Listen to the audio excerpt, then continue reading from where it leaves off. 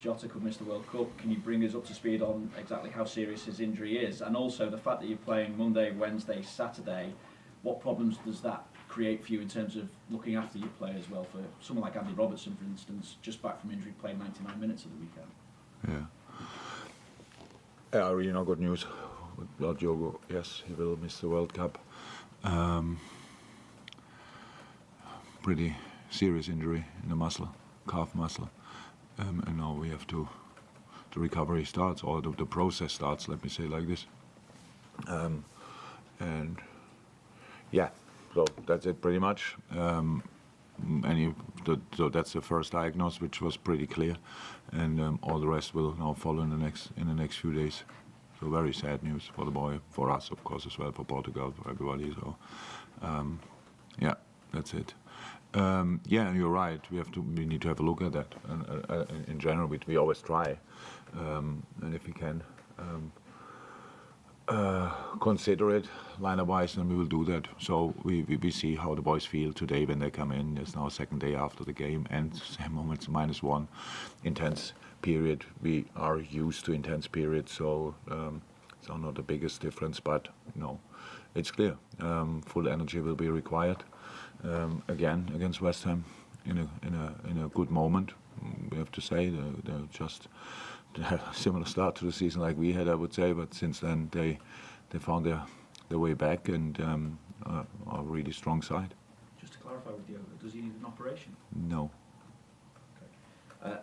David Moyes said he hopes you're in the dugout tomorrow night. He said part of this job is you want to play against the best, compete against them, and Jurgen is up there with them all. Do you know yet whether you're going to face a touchline ban? And do you agree with David Moyes as well when he says, look, anyone who's in that kind of situation would effectively feel the same? He says, we have great respect for referees and the work they have to do. I hope in their way they will understand that for 90 minutes and a bit longer, we might lose our heads a little bit. I think I will be there tomorrow because it's nothing really happened yet, but I don't think that something will happen tomorrow, to be honest, a few hours before the game. I know where David is coming from. Yeah, that's clear. I still think I should have dealt differently with the situation, which I actually do usually. I said I explained it after the game. In this moment you could not bring me in this mood, no chance. But the whole game led to that, maybe a little bit. The way it went, the way it was a very, very intense game with a lot of decisions we both managers didn't understand on both sides. And this was then for me like, I don't know. In Germany we say the one drop who let the bucket overflow. Does that make sense somehow? Yeah, okay. You said the straw that broke the camel's back here. Sorry again? The straw that broke the camel's back, we said here. Oh, okay. Yeah. Good. I'm not sure I can use that because I still don't understand it. But no, how I said, I'm not happy with my reaction. But it's again, that's the way it was, and everybody saw it. I was sitting after the game in the office of Anthony Taylor and spoke about, completely calm about all the situations and how he saw the game and how I saw the game, and it was a completely calm discussion. And but anyway, that's the situation. I got a red card, and now we wait for the process, pretty much. And clearly, it was a great win on Sunday. Absolutely. There has been fallout after it, though. Has that overshadowed the win at all? Because it should not. But I'm just thinking it appears that the relationship between the two clubs is maybe fractured, and I wondered where you see responsibility for trying to improve it. I'm not sure we have to be best friends with other clubs, to be honest, but I don't think anybody wants to be best friends with us, to be honest. Never heard about that, at least. It's a completely normal competition. But apart from that, again, it started here with a question and answered it, and then all the rest was made of it, and I know what I thought when I said it, and I thought I have put it all in perspective and said how much I respect everything what they are doing, and then at the end, obviously, it was still not right for some. But I think the most important thing, I thought, as a club, as a team, together with our supporters, we showed an incredible performance on Sunday. Incredible performance. Yes, and if then something happens, if one guy throws a coin, and it's one fan, I think, and it's a massive mistake, definitely, and will get punished.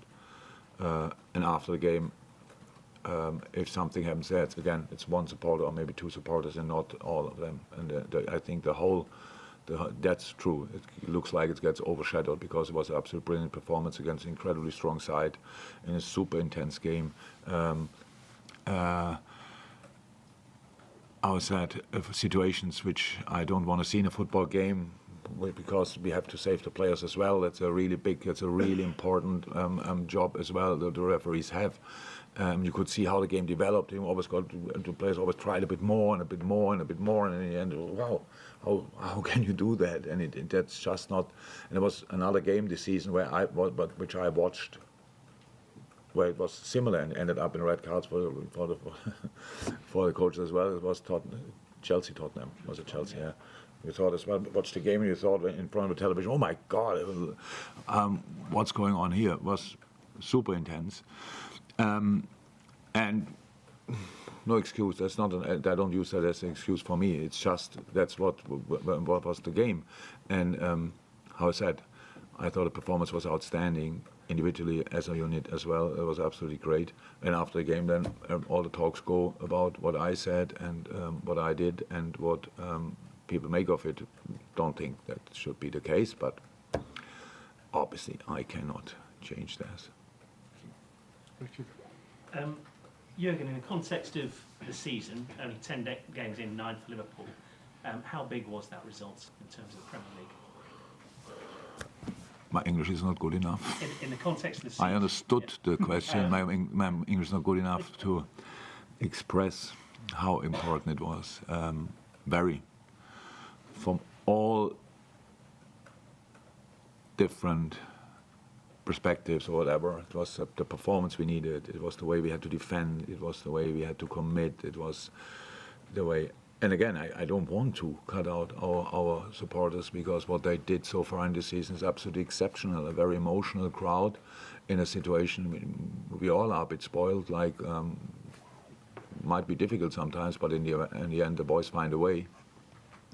But our supporters understood pretty quickly in this season that it's obviously not a smooth start into the season, and how they react and how they perform in the games, not in the home games, in away games as well, is absolutely exceptional. I really don't take that for granted, and that makes it special. And then something like this is possible. So it was massive, this game. To win it was massive.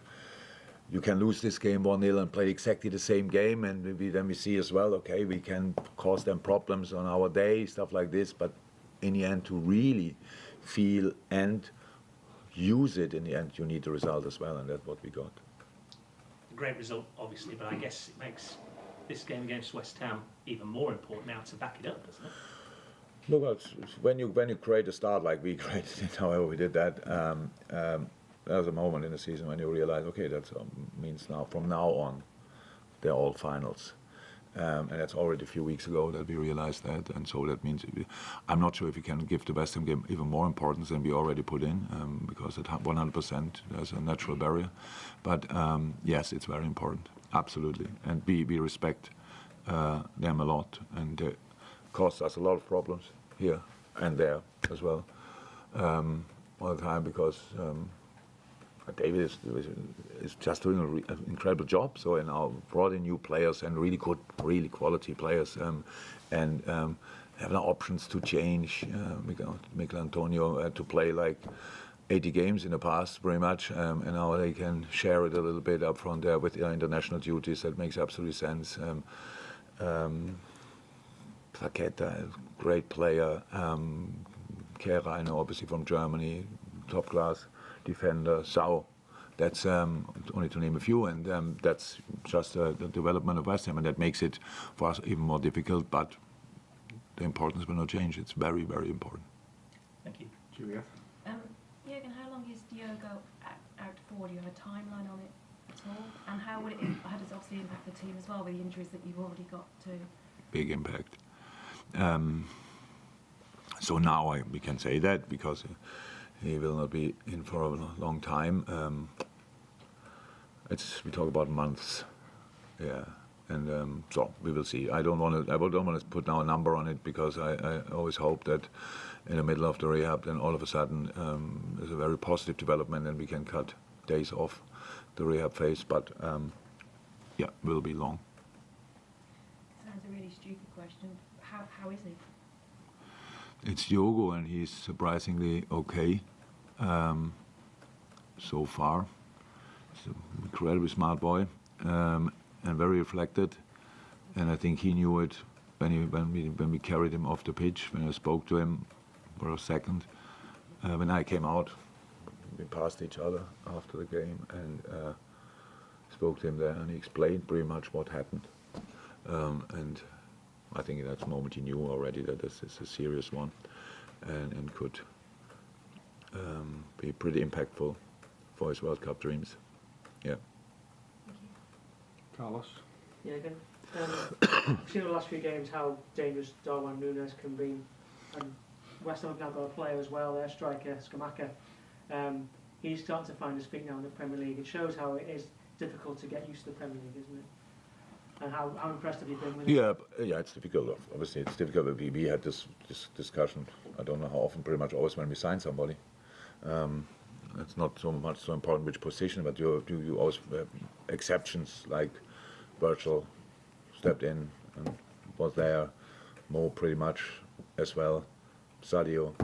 So that was so, and a lot of the other boys had to adapt. So, and the younger you are, and you should not forget how young Darwin is. And the quicker your career went before, like all the steps were big steps he made, incredible, really quick. And yeah, completely normal. So the Premier League is the strongest league in the world, the most competitive league in the world. So, yeah. And then on top of that, for both strikers, it was the same. Both teams didn't start particularly well, and so that is not helpful for a striker as well. But I like his impact really. He's a machine. He's physically incredibly strong, and he gets there, and training gets better every day. You can see it. You can really see it how he settles more and more. He's in the team now, mind-wise, 100%. He's really arrived completely, but of course he wants to score more goals and set up more goals as well. So that all will happen, but it always took time. And you mentioned the games like cup finals now. We had so many of those cup final games last season. You've had the pressure of winning game after game when you go for the title. At the end of that COVID season when you had to get in the Champions League. So you're confident that your players can go on another run to get yourself further up the table? Yeah, if you see it game by game, that's no problem. Because the only thing you have to do, you put everything into this game and then you recover and then you put everything into the next game. So that is not a real problem. So. I know, I think I understand a little bit where your question is leading to or whatever, so can you really do that for that long? But that's why we change lineups as much and as often as we can without killing the structure. But of course now 2 players who played for us left out for a long time is not helpful. So we have to think about systems, we have to think about everything, but that's what we will do and that's the job. Carl Markham? Hi, Jurgen. Sorry to take us back to the City fallout, but you sat here on Friday and spoke in glowing terms about Pep, about City, about Haaland, saying they were the best in the world at the moment. That didn't arrive, obviously. No, yeah. So I'm just wondering how you feel then to almost be your comments then to be not blamed, but people saying you inflamed tensions around the game because of what you said when you spoke so well about it. That's life of people who speak in public. So it's not the first time that I get misunderstood. So I know what I thought when I said it. If somebody misunderstands that or wants to misunderstand, I cannot change that. So I have to be careful. I know since years that I'm not always careful. I realize as well from time to time I just answer and say what I think. I try to do that in the future as well, because usually it's never my aim to blame anybody or whatever. Just talk about things which I think are not that important in life, actually. But I think what I know about, or I say what I know about it, or how I judge it, or how I see it. So that's it. I cannot change that. I was nothing of the things were made of were my intention, to be honest. And to turn back to football matters then, in terms of other injuries, have you got anybody else who's likely to be coming back in? So I think all the other players who started the game are available again. Curtis was on the bench. That what was clear, he will not bring him on. We just had space, and is in training. Looks really good in training, but needs further training until he's really available. He could be a step closer now after 2 days, but didn't train yesterday, so maybe half a step closer. Naby Oxley is getting closer. Is now yesterday full team training. But that needs time. Was out for a while, and now we have to make sure that he can put all the sessions in his legs which he needs. Naby is now in parts of team training, so it's all slightly different. Ibu not in team training yet, but that's how we knew before. Will not be that long. He will be in the end out maybe for 10 days until he can start training again. So that should. When was it? Was Rangers, Ibu, Rangers. So tomorrow it's a week. Yeah, tomorrow it's a week, and that's then maybe Saturday, whenever he can come is back in team training. He was not long out, so if he can train fully, he's available. Joel is still a little bit away, and of course Luis as well, not even close to team training. We've got fit in embargoed sections, as said. Kelvin is completely back in team training. So he had a little setback, got a hit on the ankle, so we had to keep him out. But now I think he's ready to play U23s at the weekend, which would be absolutely great. We've had a lot of hands up, so I apologise if I can't fit you in, but the two put hands up first, James